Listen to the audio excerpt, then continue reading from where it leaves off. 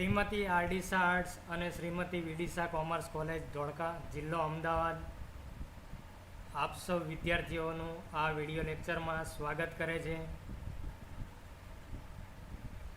BCom semester 3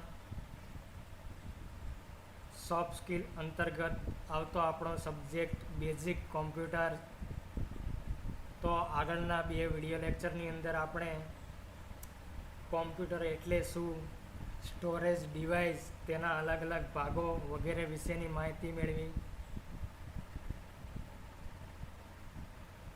અંતિમમાં આપણે desktop વિશે માહિતી મેળવતા હતા. ત્યારે આપણે આઇકોન એટલે શું એ પ્રશ્ન પૂછીને અભ્યાસક્રમ પૂરો કરેલ હતો. તો હવે ત્યાંથી આપણે આગળ વધીએ. તો આ વિડીયો લેક્ચરની અંદર હું પ્રોફેસર દીપક મહેતા આપ સૌ વિદ્યાર્થી મિત્રોનું સ્વાગત કરું છું. તો વિદ્યાર્થી મિત્રો, આપણે આપણા આગળના અભ્યાસક્રમ તરફ વધીએ. માય કોમ્પ્યુટરની સમજ, રિસાયકલ બિનની સમજ, સ્ટેટસ બારની સમજ, નવું ફોલ્ડર અને ફાઇલ તેમજ ફોલ્ડરનું નામ બદલવું, પેઇન્ટ બ્રશની સમજ. તો આ વગેરે બાબતોનો આપણે અભ્યાસ કરીશું. તેના પહેલાં એક મહત્ત્વની વાત જાણી લઈએ કે આજે આપણે માઉસનો ઉપયોગ શીખીશું. તો આ માઉસનું ચિત્ર મેં દર્શાવેલું છે. તેની અંદર રાઈટ અને લેફ્ટ એમ બે કી આવેલી હોય છે.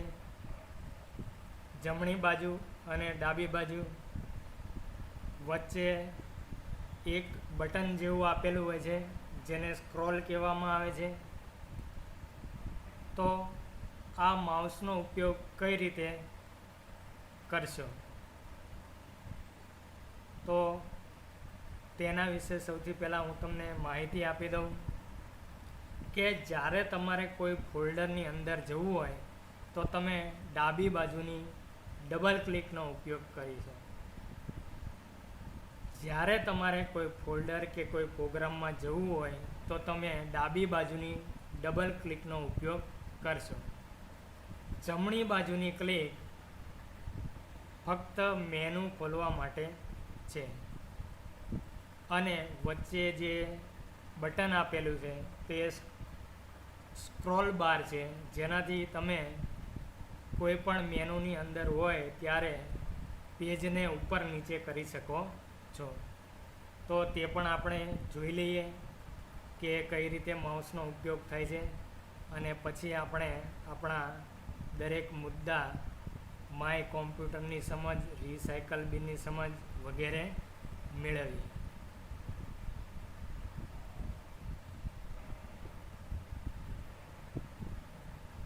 તો માઉસનો ઉપયોગ.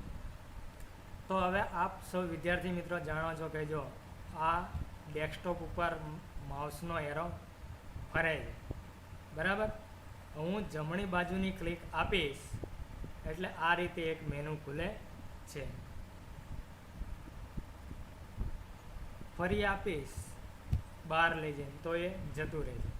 પણ મારે કોઈ ફોલ્ડર કે કોઈ ફાઇલની અંદર જવું હોય, જેમ કે આ ન્યૂ ફોલ્ડર આપેલું છે, તો ડાબી બાજુની ડબલ ક્લિક કરીશ એટલે તેની અંદર હું જઈશ.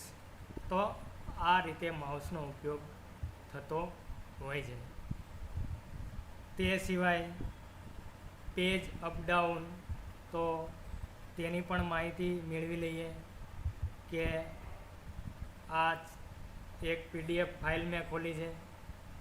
તો હવે માઉસનું સ્ક્રોલ જો આ રીતે ઉપર નીચે તમે કરો તો આ રીતે પેજ અપડાઉન થતું હોય છે. આ રીતે પેજ અપડાઉન થતું હોય છે જે વચ્ચેના સ્ક્રોલથી. તો આ હતી માઉસની સમજ. તો સૌથી પહેલાં આપણે માય કોમ્પ્યુટર વિશે સમજ મેળવીએ. તો ડાબી બાજુની ડબલ ક્લિક. તો આ માય કોમ્પ્યુટરની અંદર આપણે પ્રવેશ કર્યો. તો માય કોમ્પ્યુટરની અંદર તમારી જે હાર્ડ ડિસ્ક છે તેની ક્ષમતા દર્શાવે છે કે સી ડ્રાઈવ, ડી ડ્રાઈવ. તો આ રીતે માય કોમ્પ્યુટરની અંદર તમારી હાર્ડ ડિસ્કની ક્ષમતા કે તમારી સ્ટોરેજ ક્ષમતા કેટલી છે તે બતાવતી હોય છે. તો અહીંયા આપ જોઈ શકો છો કે સી ડ્રાઈવની અંદર મારે 116 GB ક્ષમતા છે, જેમાંથી 71.4 GB ક્ષમતા મેં અત્યારે સંગ્રહ કરેલો છે, બીજી ખાલી છે. જ્યારે ડી ડ્રાઈવની અંદર 348 GB ક્ષમતા ખાલી છે. ત્યાર પછી નીચે અહીંયા તમને કોઈ વધારાના સ્ટોરેજ હોય તો તમને બતાવે છે. તમે કોઈ પેન ડ્રાઈવનો યુઝ કરો તો તમને અહીંયા નીચે બતાવે છે. તો આ છે માય કોમ્પ્યુટર. ત્યાર પછી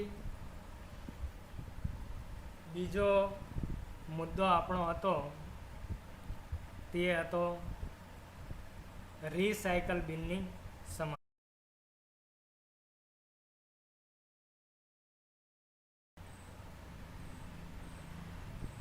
રિસાયકલ બિન એટલે શું?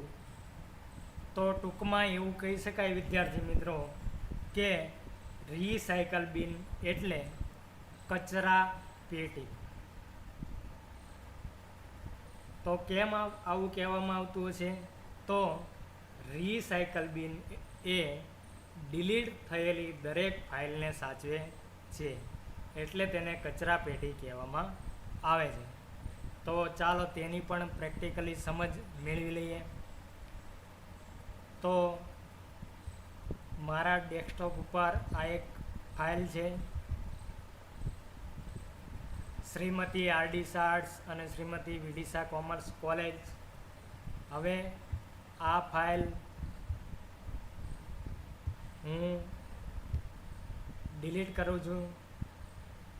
R you want move this file to recycle bin, એટલે કે તમે ડિલીટ કરવા માગો છો તો યસ. જો ડિલીટ થઈ ગઈ.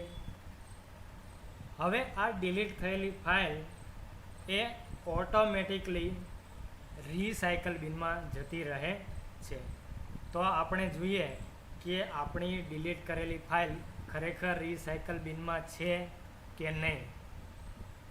તો આ રિસાયકલ બિનનું આઇકોન છે તે તમે જોઈ શકો છો. તે પણ કેવું દોરેલું છે? કચરા પેટી જેવું આઇકોન છે. આપ સૌ વિદ્યાર્થી મિત્રોને દેખાતું હોય તો આપ સૌ વિદ્યાર્થી મિત્રો જોઈ શકો છો કે એ એક ડસ્ટબિન જેવું આઇકોન પણ દોરેલું છે.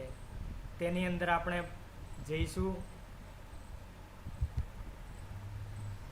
અને અહીંયા આ રહી આપણી આર્ટ્સ એન્ડ કોમર્સ કોલેજ ધોળકાની ફાઇલ, બરાબર, જે ડિલીટ કરી હતી. તો તેને પાછી લાવવી હોય આપણે તો આ રિસ્ટોર કરીશું, એટલે ત્યાં આપણી જે ફાઇલ હતી ત્યાં આપણી એ ફાઇલ આપણને પાછી મળે છે. આ રહી ડેસ્કટોપ ઉપર પાછી મળે છે, શ્રીમતી આરડી આર્ટ્સ અને શ્રીમતી વિદિશા કોમર્સ કોલેજ. તો રિસાયકલ બિનનો ઉપયોગ આ રીતે કચરા પેટી તરીકે થતો હોય છે. પરંતુ વિદ્યાર્થી મિત્રો અહીં એક વસ્તુ ખાસ ધ્યાનમાં રાખવી કે ભૂલથી ડિલીટ થઈ ગયેલી ફાઇલ હોય કે તમે ડિલીટ કરેલી ફાઇલ હોય ને તમારે જો પાછી લાવવી હોય તો રિસાયકલ બિનમાંથી તમે રિસ્ટોર કરીને પાછી લાવી શકો છો. પરંતુ જો રિસાયકલ બિનની અંદરથી પણ જો ફાઇલ ડિલીટ કરવામાં આવે તો ક્યારેય પણ એ ફાઇલ પાછી આવતી નથી. તો એ હંમેશા માટે ડિલીટ થઈ જતી હોય છે, પછી તે રિસ્ટોર થતી નથી. તો આ હતું રિસાયકલ બિન. ત્યાર પછીનો આપણો મુદ્દો છે સ્ટેટસ બારની સમજ. સ્ટેટસ બારની સમજ. તો જ્યારે મેં તમને ડેસ્કટોપ વિશે સમજાવ્યું ત્યારે તમને મેં કીધું હતું કે આ નીચે સૌથી ઘાટી ગ્રે લાઇન દેખાય છે તેને ટાસ્ક બાર કહેવામાં આવે છે. પણ જ્યારે તમે કોઈ ડોક્યુમેન્ટની અંદર જશો અને કોઈ ફાઇલની ઉપર તમે ક્લિક કરશો ત્યારે તમને અહીંયા નીચે એ ફાઇલ સ્ટેટસ તરીકે બતાવશે. જો અહીંયા ઝૂમ બતાવે છે સ્ટેટસ તરીકે, એ જ રીતે હું આ બેન્ડી કેમ કરું તો તે સ્ટેટસ તરીકે નીચે બતાવે છે. ફેક્સ કરીશ તો તે આ રીતે ટાસ્ક બારની ઉપર સ્ટેટસ તરીકે બતાવે છે. તો આ જે નીચે ફાઇલ બતાવે છે તેને સ્ટેટસ બાર કહેવામાં આવે છે. એ જે તે ફાઇલનું સ્ટેટસ બતાવે છે કે આ ફાઇલ આટલા વાગે ખુલી હતી, આવી ફાઇલ છે કે આ ફાઇલમાં શું હશે, આ ફાઇલ આ તારીખે આટલા વાગે ખુલી રહી, એવું તમને તેનું સ્ટેટસ બતાવે છે. જેમ વોટ્સઅપની અંદર આપણે કોઈનો લાસ્ટ સીન જોઈએ છીએ, કોઈનું સ્ટેટસ જોઈએ છીએ કે એનું લાસ્ટ સ્ટેટસ શું હતું, તો એ રીતે અહીંયા તમને ડોક્યુમેન્ટની કોઈ પણ ફાઇલનું લાસ્ટ જે સ્ટેટસ હોય તે બતાવે છે. ત્યાર પછીનો આપણો મુદ્દો હતો કે નવું ફોલ્ડર બનાવવું અને ફાઇલ તેમજ ફોલ્ડરનું નામ બદલવું. તો મેં તમને માઉસનો ઉપયોગ શીખવાડ્યો હતો કે જ્યારે તમે જમણી બાજુની કી દબાવશો તો આ રીતનું એક મેનુ તમને જોવા મળશે. તો તેની અંદર આ ન્યૂ લખેલું છે. ન્યૂ ઉપર તમે ક્લિક કરશો એટલે બાજુમાં જ બીજું એક ડાયલોગ બોક્સ ખુલશે, તેમાં ફોલ્ડર લખેલું છે, તેને તમે ક્લિક કરશો એટલે આ રીતે ન્યૂ ફોલ્ડર બની જશે. અહીંયા 2 નંબર આપેલો છે, અહીંયા 3 નંબર આપેલો છે. તો તમને એવું થશે કે અહીંયા 2 ને આ 3 નંબર કેમ થઈ ગયો, તો 1 નંબરનું ફોલ્ડર હોવું જોઈએ. તો આ રહ્યું, અહીંયા 1 નંબરનું છે. તો 1, 2 ને 3 ફરી તમે એ જ રીતે ન્યૂમાં જશો અને આ રીતે ન્યૂમાં જઈ ક્લિક કરશો અને ફોલ્ડર પર ક્લિક કરશો તો આ 4થા નંબરનું બની ગયું. એ જ રીતે ફરી તમે ન્યૂમાં જઈ અને ફોલ્ડર પર ક્લિક કરશો તો આ 5મા નંબરનું બની ગયું. તો આ રીતે તમે અલગ અલગ ફોલ્ડર બનાવી શકો છો. તો આ થઈ નવું ફોલ્ડર બનાવવાની વાત. પરંતુ હવે તમે જોઈ શકો છો વિદ્યાર્થી મિત્રો કે આ ફોલ્ડર 1, 2, 3, 4 એ રીતે ક્રમમાં બતાવે છે. તો મારે આ ફોલ્ડરને નામ આપવા છે. તો આ 3 નંબરના ફોલ્ડરથી આપણે શરૂઆત કરીએ. પહેલાં આને ક્રમમાં ગોઠવી દઈએ.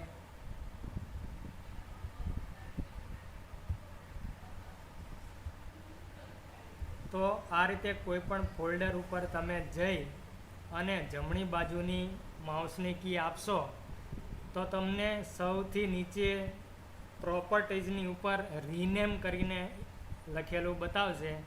તેમાં તમે એન્ટર થશો એટલે અહીંયા તમને આ રીતે ફોલ્ડર ઉપર વ્હાઇટ કલરનું બોક્સ જોવા મળશે. તો ત્યાં તમે કોઈ પણ નામ લખી શકો છો. તો હું લખું છું ABC, બરાબર. તો આ નામ થઈ ગયું. ત્યાર પછી આ બીજા ફોલ્ડરને આપણે એ રીતે રીનેમ આપીએ XYZ. તો આ રીતે નામ થઈ ગયું. આ ફોલ્ડરને એ રીતે કોઈ નામ આપી દઈએ.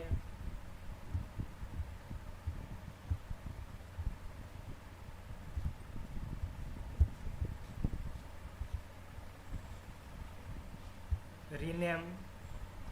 તો આને આપી દઈએ કે ટૂંકમાં કોલેજ ફાઇલ. તો ત્યાં નીચે લખીને આવી ગયું કોલેજ ફાઇલ. તો આ રીતે વિદ્યાર્થી મિત્રો તમે નવા ફોલ્ડર બનાવી શકો છો અને તેને રિનેમ કરીને નવા નામ આપી શકો છો. અને આ ફોલ્ડરની અંદર તમે ડાબી બાજુની ડબલ ક્લિક કરો એટલે તમે ફોલ્ડરમાં જઈ શકો છો. અને અહીંયા તમને ઉપર ટાઇટલમાં એ ફોલ્ડરનું નામ બતાવે છે એબીસી, બરાબર. તો આ રીતે તમે કોલેજ ફાઇલ, તો એ ફોલ્ડરમાં તમે જઈ શકો છો. તો આ રીતે તમે ફોલ્ડર બનાવી શકો છો.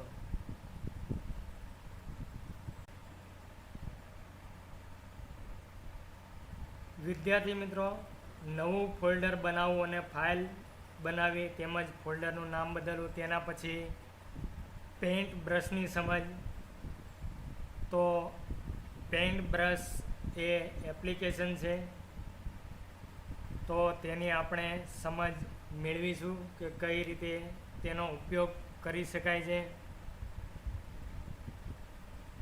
તો સૌથી પહેલાં તેના જે ટૂલ્સ છે એની આપણે સમજ મેળવી લઈએ કે તેનું નામ શું અને તે શું કામ કરે છે. તો તેની સમજ મેળવીએ. તો ડાબી બાજુ ટૂલ્સનું ચિત્ર આપેલું છે અને સામે તેનું નામ શું છે અને તે શું કામ કરે છે તે આપવામાં આવેલું છે. તો તે સમજીએ. તો સૌથી પહેલું ટૂલ છે ફ્રી ફ્રોમ સિલેક્ટ. તો તેના ઉપયોગથી આપણે અસ્તવ્યસ્ત પસંદગી કરીને અસ્તવ્યસ્ત કોઈ ચિત્ર દોરી શકીએ છીએ. ત્યાર પછી આવે છે સિલેક્ટ. તો સુવ્યવસ્થિત પસંદગી કરવા માટે. ઇરેઝર. તો ઇરેઝર તો તમને ખબર છે, ભૂસવા માટે, કોઈ પણ વસ્તુ, આકૃતિ કે ચિત્ર ભૂસવા માટે. Fill with colour. કોઈ પણ આકૃતિમાં કલર ભરવા માટે. Pick colour. કોઈ પણ કલર ગ્રહણ કરવા માટે. મેગ્નીફાયર. કોઈ પણ આકૃતિને મોટી કરીને જોવા માટે. પેન્સિલ. તો પેન્સિલ વડે કોઈ ચિત્ર દોરવું કે લખાણ લખવું હોય તો તેના માટે. બ્રશ. તો બ્રશ ટૂલ કલર માટે. એ આપણે જ્યારે પ્રેક્ટિકલી જોઈશું ત્યારે જ ખબર પડશે. Air brush. આકૃતિમાં રંગના ધબ્બા આપવા માટે. ટેક્સ્ટ. આકૃતિની અંદર કોઈ લખાણ લખવા માટે. લાઇન. સીધી લીટી દોરવા માટે. કર્વ. વાંકી ચૂકી લીટી દોરવા માટે. સ્ક્વેર. ચોરસ કે લંબચોરસ દોરવા માટે. પોલિગોન. અનિશ્ચિત ખૂણાવાળી આકૃતિ દોરવા માટે. સર્કલ. ગોળ કે લંબગોળ દોરવા માટે. રાઉન્ડેડ. રેક્ટેંગલ. ગોળ ખૂણાવાળું ચોરસ દોરવા માટે. તો આ રીતે આ બધા ટૂલ્સ આપવામાં આવેલા છે પેઇન્ટ બ્રશના. તો હવે આપણે પેઇન્ટ બ્રશની પ્રેક્ટિકલી માહિતી મેળવીએ કે કઈ રીતે પેઇન્ટ બ્રશ એપ્લિકેશન કામ કરે છે.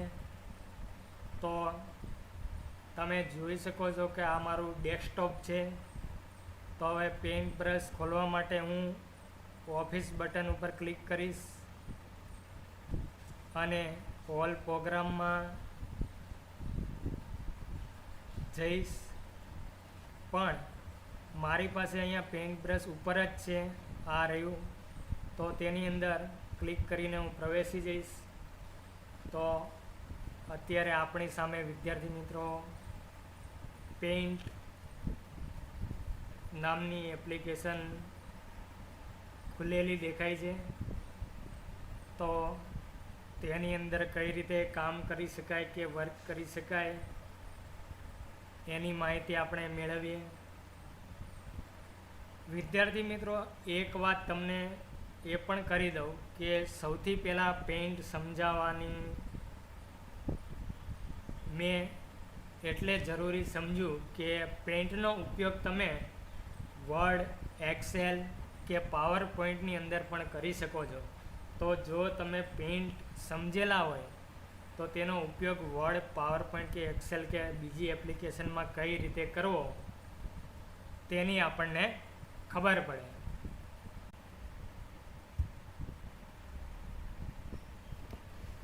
વિદ્યાર્થી મિત્રો, તો પેઇન્ટ એપ્લિકેશનની શરૂઆત કરતાં પહેલાં આપણે જાણી લઈએ કે આ એપ્લિકેશન કોઈ પણ પ્રકારના ચિત્રો બનાવવા માટે ઉપયોગમાં લેવાતી હોય છે. તે સિવાય તમે કોઈ ફોટો કે ઇમેજને આની અંદર ક્રોપ કે નાની મોટી કરીને તમે ઉપયોગમાં લઈ શકો છો. તો કઈ રીતે પેઇન્ટનો ઉપયોગ કરી શકાય તેની આપણે માહિતી મેળવીએ. તો સૌથી પહેલાં આપણે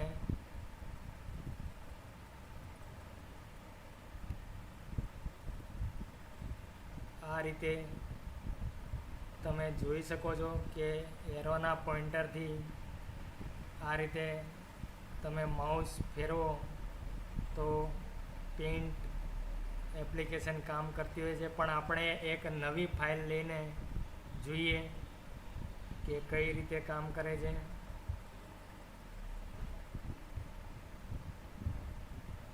વ્યૂઝ,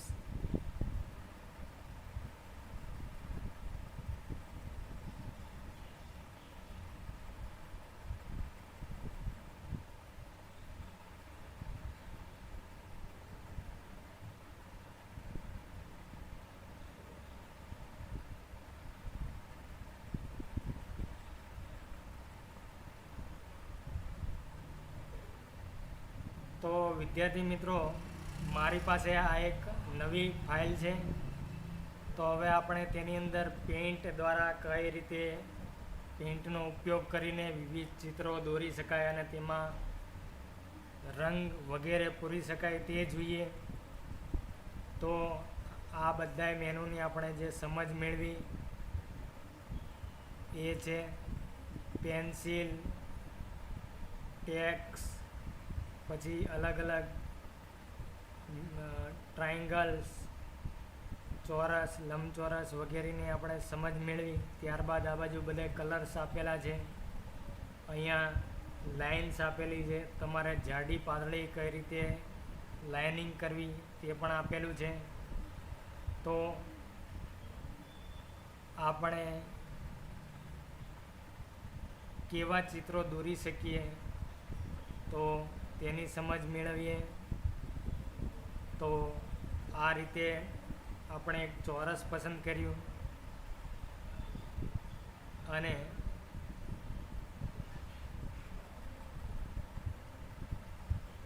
આ એક ચોરસ થયું. થોડી લાઈન જાડી કરી લઈએ. પછી ગોળ પસંદ કરીએ.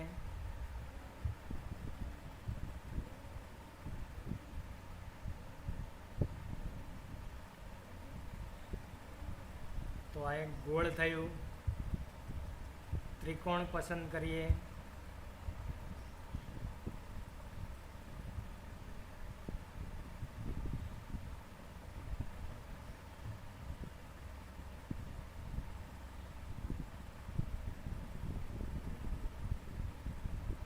તો આ રીતે ત્રિકોણનો શેપ.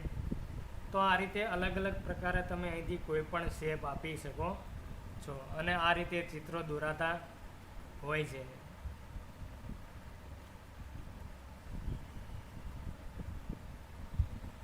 વાદળ ટાઈપ કોઈ ચિત્ર.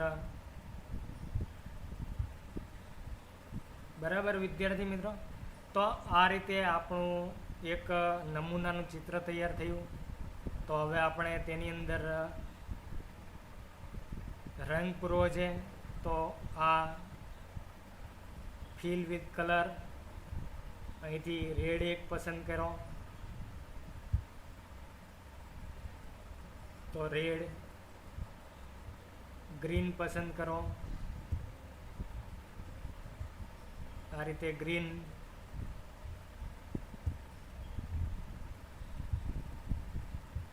બ્લુ,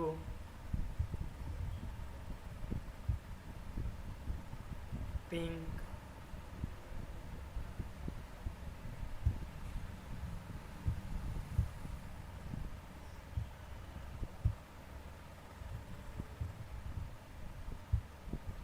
ગ્રે,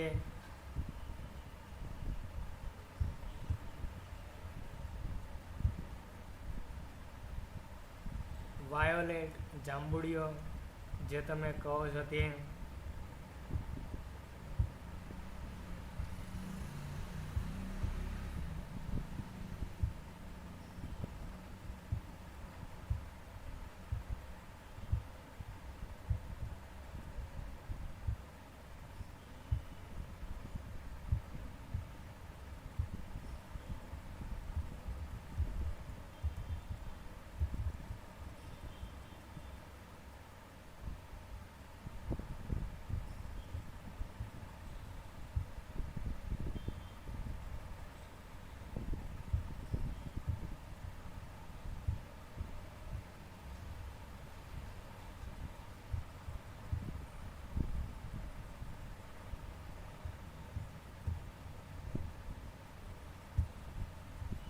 તો આ રીતે વિદ્યાર્થી મિત્રો કોઈ પણ પ્રકારનું ચિત્ર બનાવીને અલગ અલગ કલર પૂરીને પેઇન્ટનો ઉપયોગ કરવામાં આવે છે. અને આ સિવાય તમારે પેન્સિલથી કોઈ ચિત્ર દોરવું હોય તો પણ તમે દોરી શકો છો.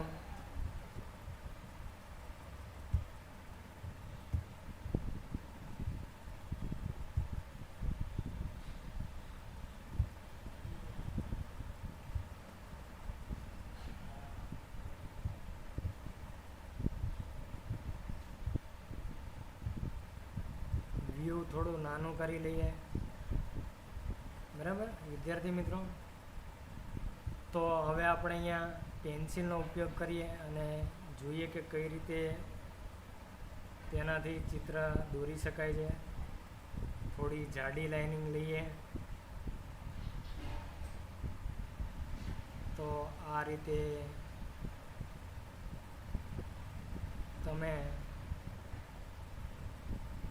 ચિત્ર દોરી શકો છો.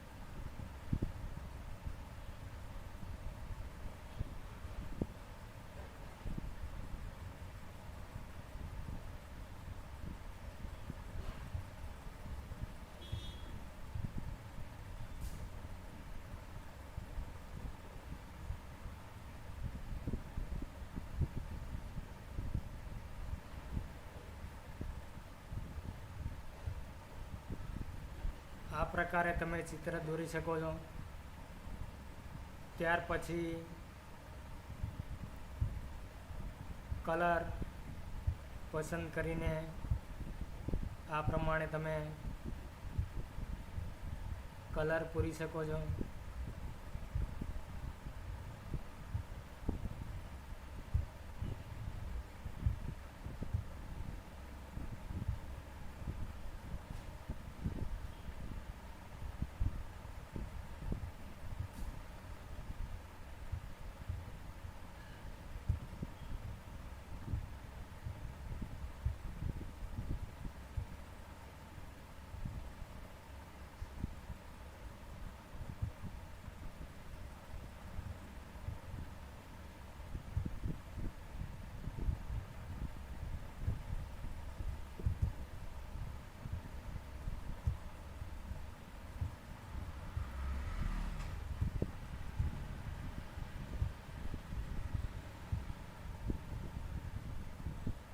તો વિદ્યાર્થી મિત્રો આ રીતે તમે ચિત્ર દોરી અને અલગ અલગ કલર પૂરી શકો છો.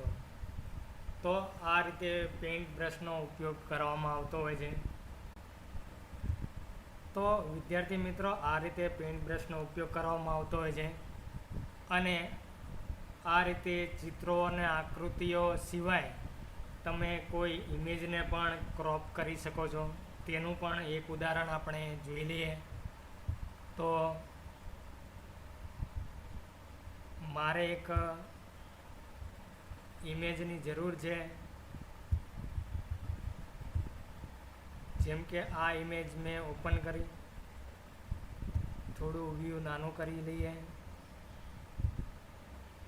ચલો આ ઇમેજ છે. તો મારે આમાંથી ફક્ત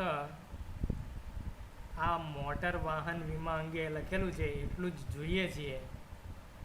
તો હોમની અંદર આ સિલેક્ટ આપેલું છે, તેનાથી તમે સિલેક્ટ કરો તો તમને ફક્ત એટલું જ ક્રોપ મળે છે, મોટર વાહન વીમા અંગે. તો આટલું સિલેક્ટ થઈ ગયું. આને તમે કોપી કરો અને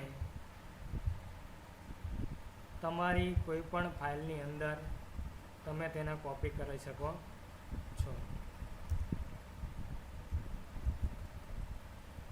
આવી ગયું મોટર વાહન વીમા અંગે. તો આ રીતે તમે કોઈ પણ ઇમેજને ક્રોપ કરી શકો છો. ફરી ઉદાહરણ જોઈ લઈએ કે